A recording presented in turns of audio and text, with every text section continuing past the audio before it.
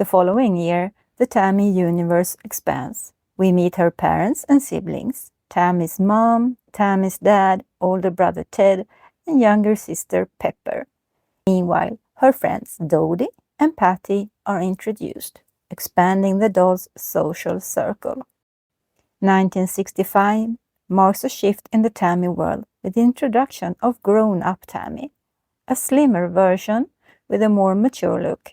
This year also sees the launch of the Black Tammy, a step towards greater diversity in the doll world. At the same time, Pos'n Glamour Misty and Tammy's boyfriend, Bud, are launched. Production of the Tammy dolls ceases early in 1966. Despite this, Tammy lives on in the second-hand market and among collectors, especially in Japan, where complete outfits can fetch high prices.